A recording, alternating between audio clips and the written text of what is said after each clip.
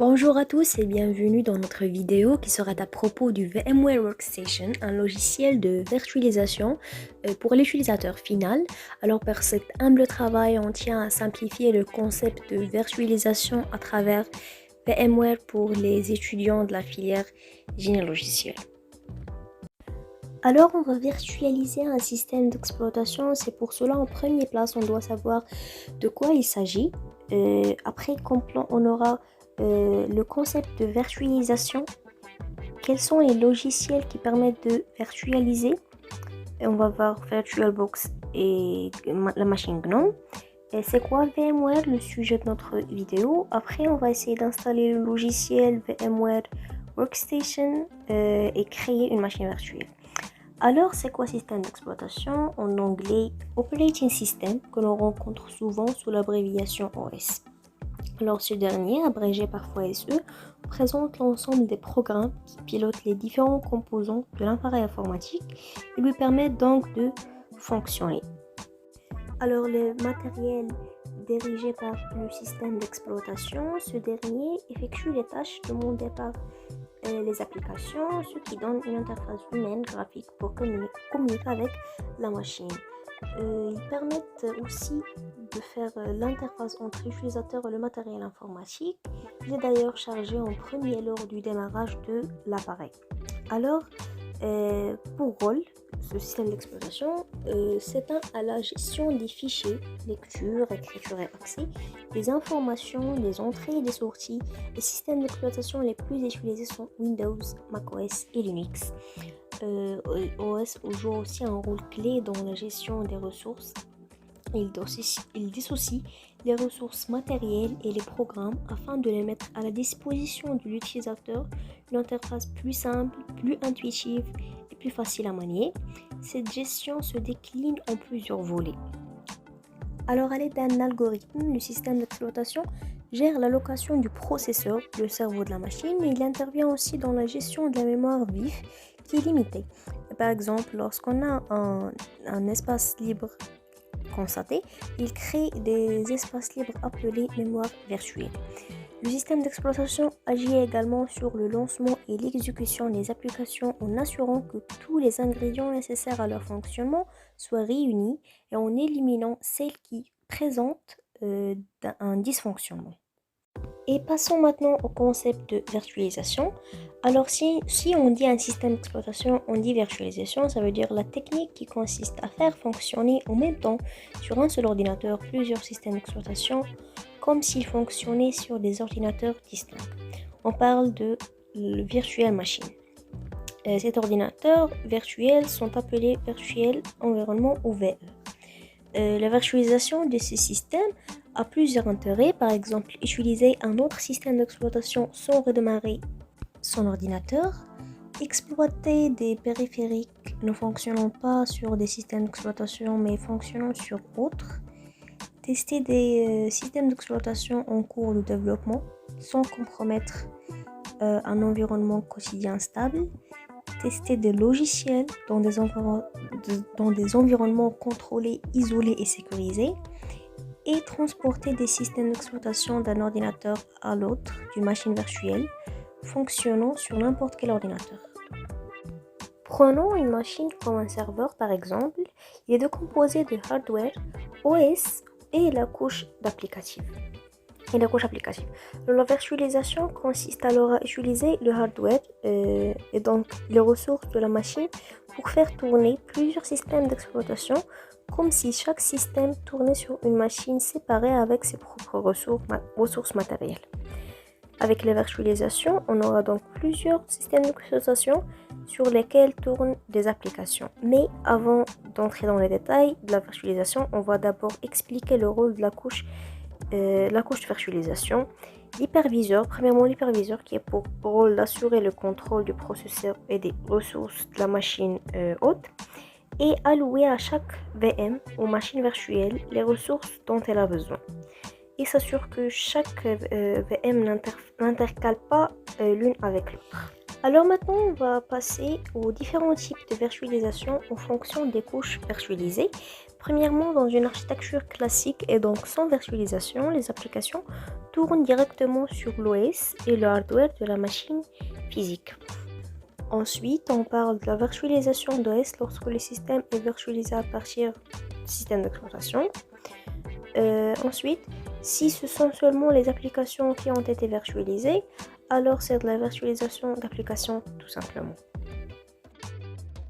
La virtualisation dite complète permet de faire fonctionner n'importe quel système d'exploitation en tant qu'invité dans une machine virtuelle. Pour l'utilisateur final, ce type de virtualisation est le plus simple à mettre en place et le plus pratique. Alors, on a principe l'hyperviseur 1, créer un environnement virtuel complet simulant littéralement un nouvel ordinateur complet avec du faux matériel.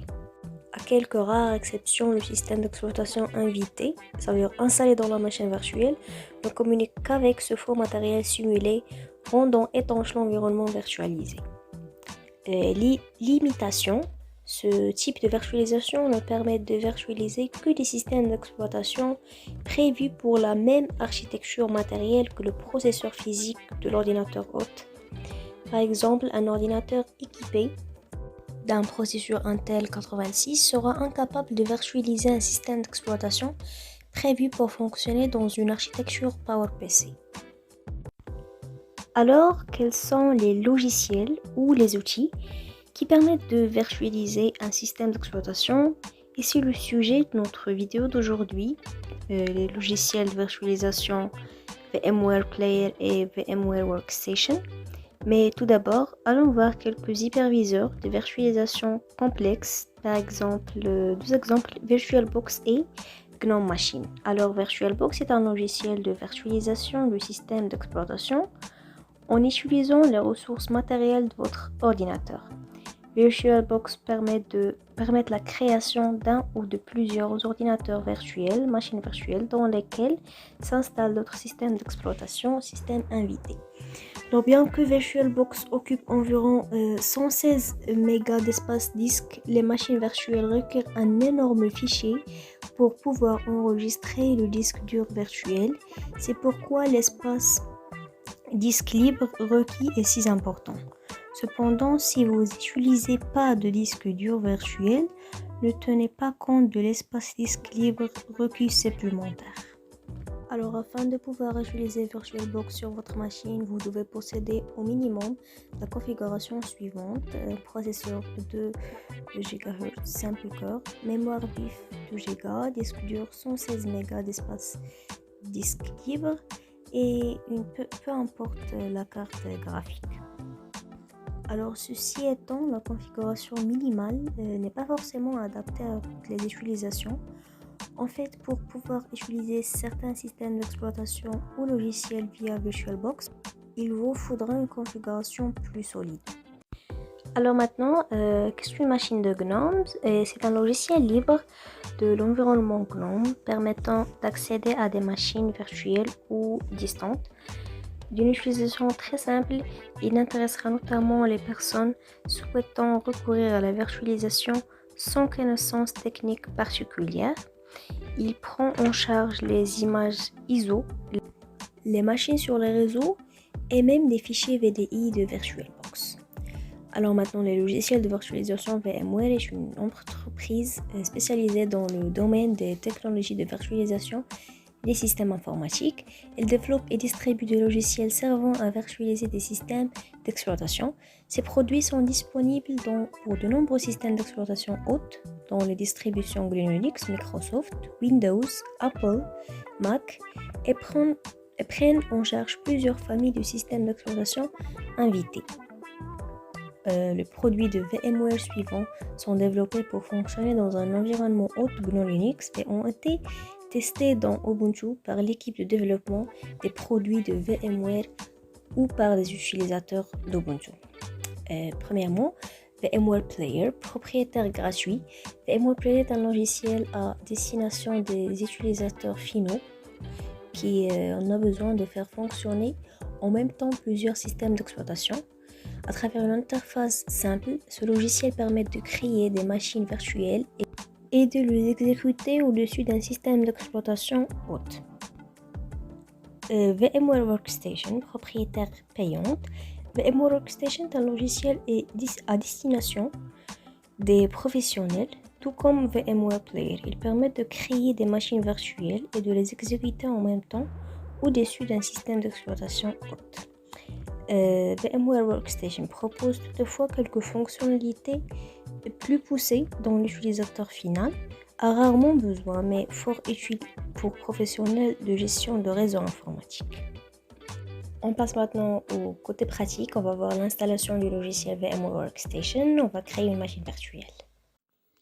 Voilà, passons maintenant à la partie pratique où nous allons pratiquer tous les concepts abordés par ma collègue Nouhaïla dans la partie théorique, comme le principe de la virtualisation, la définition d'un système d'exploitation et les types d'hyperviseurs et quelques autres concepts. Voilà, le but de cette partie pratique est de créer une machine virtuelle. Et pour faire ça, on doit avoir un hyperviseur qui nous permet de créer une machine virtuelle. C'est pour cela on va utiliser l'hyperviseur hébergé VMware Workstation, ce qui nous va permettre de créer une ou plusieurs machines virtuelles au sein d'un même système d'exploitation. Et pour cela, on doit d'abord installer ce logiciel. On accède d'abord dans le site officiel de la société américaine VMware, ce qui est www.vmware.com. Cette société a proposé et fourni beaucoup de produits et de solutions dans beaucoup de domaines, comme le domaine des applications et cloud, dans le domaine de réseau et dans le domaine de la sécurité. Et voilà, il offre aussi quelques autres solutions. Mais nous sommes intéressés le plus dans les espaces de travail ou bien workspace. Dans ce domaine, il y a beaucoup de catégories et beaucoup de produits. Nous sommes intéressés le plus dans la catégorie de desktop hyperviseur et plus précisément sur Workstation Player. Alors, on clique sur le bouton de Workstation Player. Et voilà, on a obtenu un lien pour le téléchargement. Alors, cliquons sur Download Now. Ce qui va ouvrir un autre onglet qui contient d'autres informations qui nous va permettre de télécharger le fichier de l'installation. Et voilà, comme vous voyez, on a la dernière version et la version la plus récente de VMware Workstation, ce qui est la version 16.1.2, ce qui est publié en 2021, mai 18. Alors, pour télécharger ce fichier, on doit tout simplement cliquer sur Go to Download. Et si vous voulez d'autres versions, vous pouvez cliquer tout simplement sur Open Source. Et voilà, vous voyez, vous avez la version 16.1.0 et la version 16.0.0. Moi, personnellement, je vais télécharger la version la plus récente. Vous avez le choix de télécharger ce que vous voulez. Alors, cliquons sur Go to Download. Et voilà, on obtient deux fichiers. Le premier fichier, c'est pour Windows, les systèmes d'exploitation Windows 64 bits.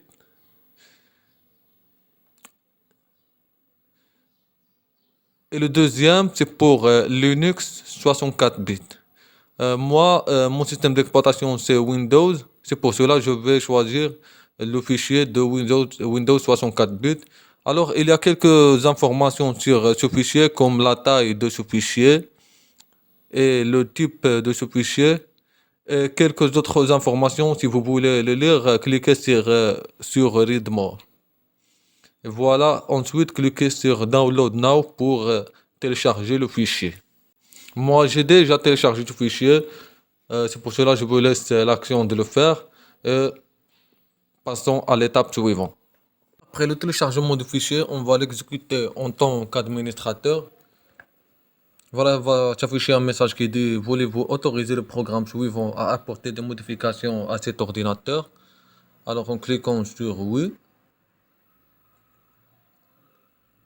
Et voilà, par la suite, VMware Player va préparer pour l'installation de notre logiciel. Et voilà, passons maintenant au setup ou bien le réglage du paramètre du logiciel. Voilà, cette étape est une étape importante.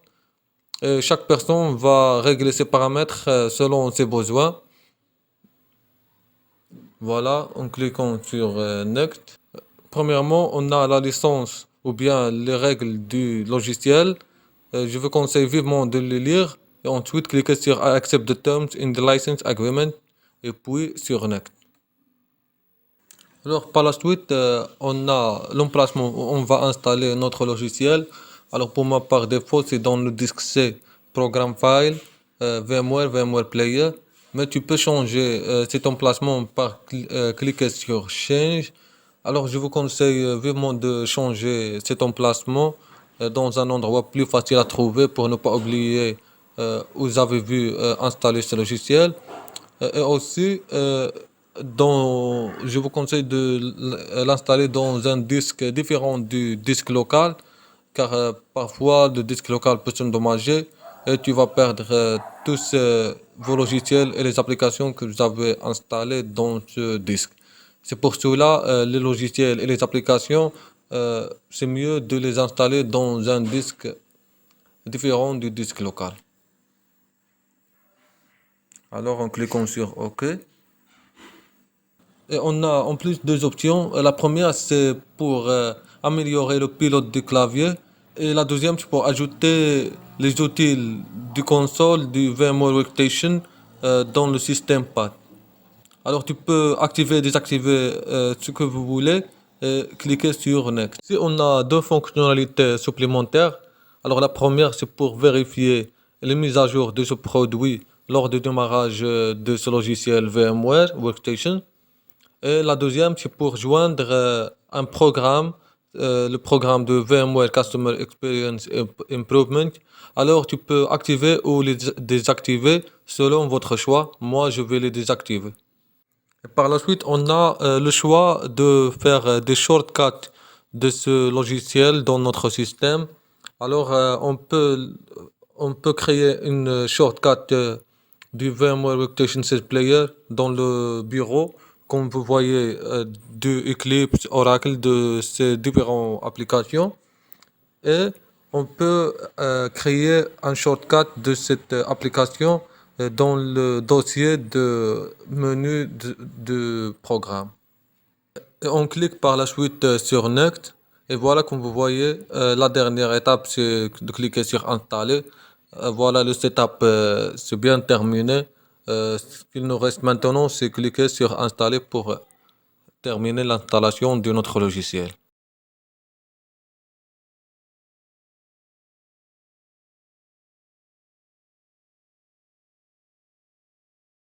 Alors, après l'installation de notre hyperviseur qui nous va permettre de créer la machine virtuelle, allons-y et démarrons cet hyperviseur, ce qui est VMware Workstation Player.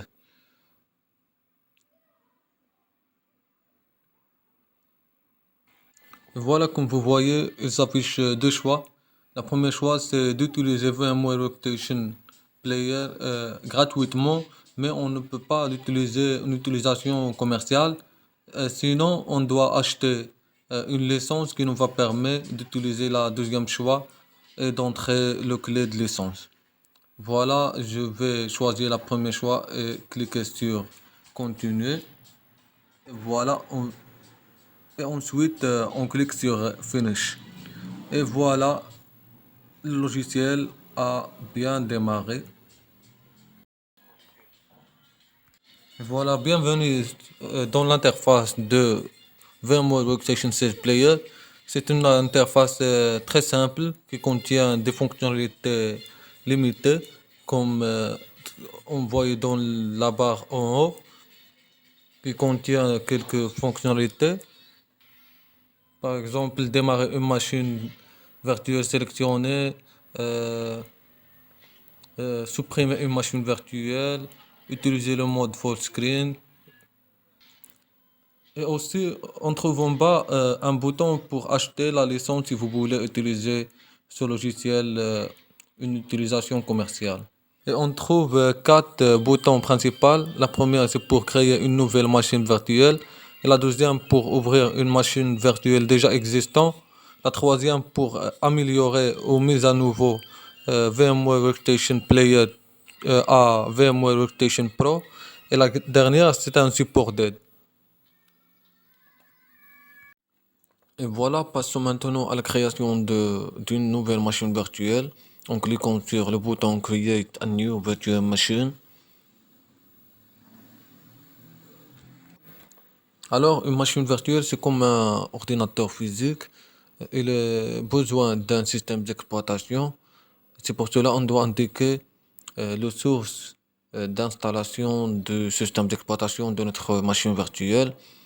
On peut l'installer depuis un CD ou bien un DVD ou bien d'un fichier image ISO ou bien on peut laisser l'installation du système d'exploitation par la suite. Moi, je vais choisir le dernier choix et je clique sur Next. Voilà, par la suite, on doit déclarer le type de notre système d'exploitation. Par exemple, qu'il s'agit d'un Microsoft Windows, ou bien de Linux, ou bien de macOS, ou bien un autre type de système d'exploitation. Moi, je vais installer un système d'exploitation GNU Linux dans ma machine virtuelle. C'est pour cela que je vais choisir Linux. Et la version, il y a beaucoup de versions de Linux, comme Ubuntu, euh, Asianux, Debian, Fedora, Mandriva, OpenSUSE, Oracle, Red Hat, SUSE Linux et quelques autres versions. Moi, je vais choisir Ubuntu 64 bits et je clique sur Next. Et par la suite, on donne un nom à notre machine virtuelle. Je vais le donner par exemple EST Salé. Et on peut aussi changer ou bien garder l'emplacement de notre machine virtuelle. Si on voulait changer l'emplacement, on clique sur Browse. Sinon, on clique sur Next et continue la création de notre machine virtuelle. Ensuite, on doit spécifier la capacité de disque de notre machine virtuelle. Alors, je vais garder la taille recommandée pour Ubuntu, ce qui est 20 gigabytes. Mais tu peux l'augmenter ou le réduire si vous voulez. Et ensuite, vous avez deux choix. La première, c'est de stocker votre disque virtuel dans un seul fichier ou bien de le diviser dans de multiples fichiers. Alors, la division du disque virtuel à des multiples fichiers rend le déplacement de votre machine virtuelle à un autre ordinateur plus facile, mais il peut réduire la performance si la capacité de votre disque est très large. Moi, personnellement, je vais stocker le disque virtuel dans un seul fichier et je clique sur Next. Et voilà, la création de notre machine virtuelle est presque finie. Alors avant de cliquer sur Finish, on peut régler les paramètres du hardware ou bien le matériel en cliquant sur Customize Hardware.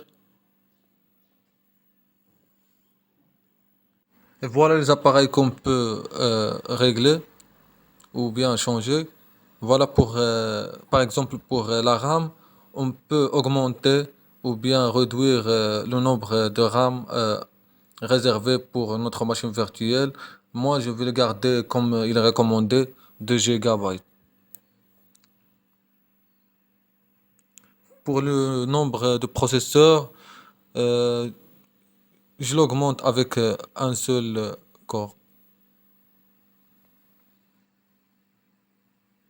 Et aussi pour la connexion réseau, on peut utiliser le bridge connexion qui est connecté directement avec le réseau physique ou bien NAT qui est utilisé pour partager l'adresse IP de l'ordinateur physique ou bien host on list qui est un réseau privé partagé avec l'ordinateur physique. Et il y a aussi d'autres choix. Moi, je vais rester avec NAT. Et voilà ici, je dois indiquer le système d'exploitation de lequel ma machine virtuelle va démarrer. Mais je vais laisser comme ça pour vous montrer ce que ma machine virtuelle ne va pas démarrer sans un système d'exploitation. Alors je clique sur Close et ensuite sur Finish. Et voilà, on a terminé la création d'une machine virtuelle. Alors, allons-y et démarrons cette machine virtuelle. Bref, comme vous voyez, l'ordinateur n'a pas trouvé un système d'exploitation. C'est pour cela qu'il affiche ce message Operating System is not found. Alors, on doit tout d'abord installer un système d'exploitation.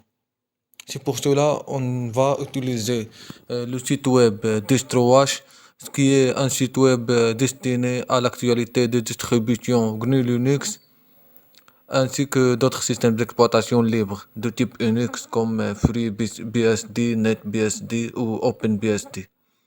Il permet aux lecteurs de trouver des informations générales sur ces systèmes d'exploitation, ainsi que des classements de popularité et contient des informations sur plusieurs certaines de distributions. Allons-y pour télécharger la distribution Ubuntu. Ubuntu est une distribution de système d'exploitation GNU Linux. C'est une distribution libre et est disponible avec le support communauté et professionnel. Voilà, comme vous voyez, il y a un sommaire d'Ubuntu qui contient beaucoup d'informations sur Ubuntu, comme la page web du Ubuntu, euh, les forums concernant Ubuntu, documentation, le site web en relation et quelques autres informations. Et alors, pour télécharger Ubuntu, en cliquant sur un des deux liens qui se trouve dans le miroir de téléchargement et en cliquant par la suite sur Ubuntu Desktop, et voilà, on obtient deux versions d'Ubuntu, qui est la version 20.04.2.0 et la version 21.04. Alors choisissez un des deux et cliquez sur Download.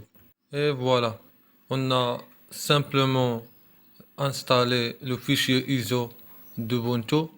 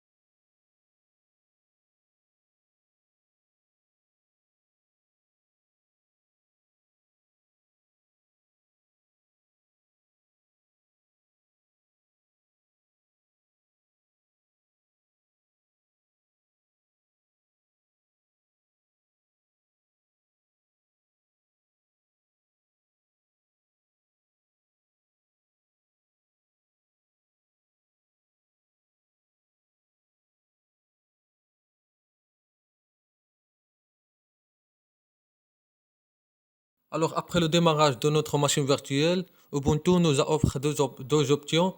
La première, c'est d'essayer Ubuntu sans rien changer dans notre machine virtuelle, directement depuis notre fichier ISO.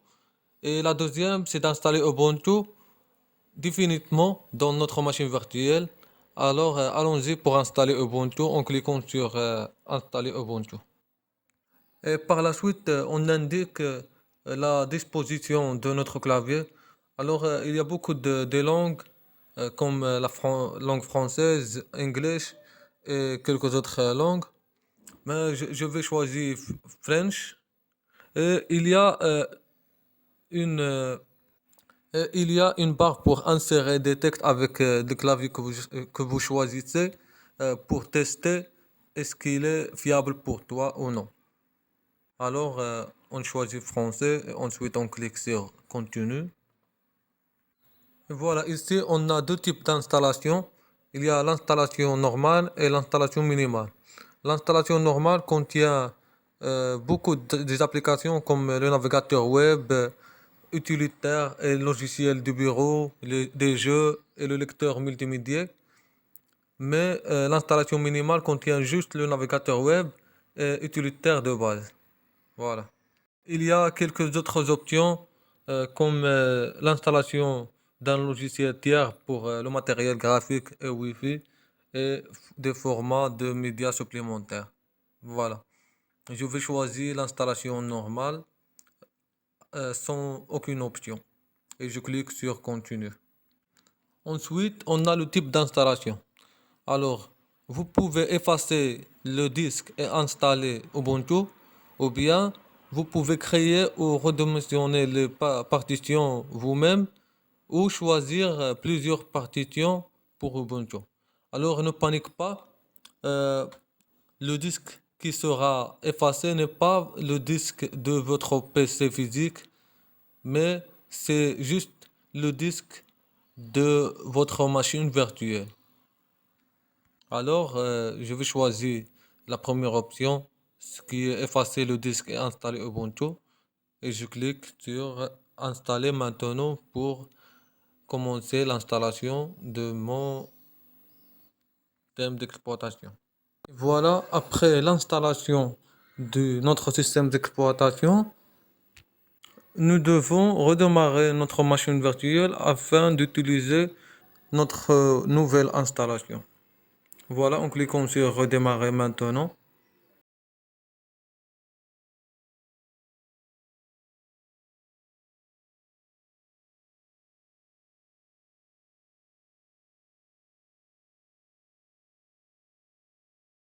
Et voilà, comme vous voyez, nous avons créé une machine virtuelle avec le logiciel ou bien l'hyperviseur VMware Workstation avec succès.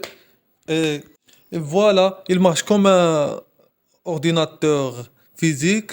En fait, il pense qu'il est un ordinateur physique, mais il est juste une virtualisation d'un ordinateur physique. Il contient beaucoup des applications, comme vous voyez, comme Mozilla Firefox, le navigateur web, et le gestionnaire de fichiers, et l'application de messagerie, et beaucoup des applications. Et, et voilà, dans notre cas, nous avons virtualisé Linux sur Windows, mais ça, c'est pas une règle. On peut virtualiser par exemple Windows sur Windows, ou bien Linux sur Linux, ou bien Windows sur Linux. Il y a beaucoup de cas qu'on peut faire dans la virtualisation. Voilà, j'espère que notre vidéo vous plaira et que vous avez appris quelque chose dans cette vidéo et merci pour votre attention.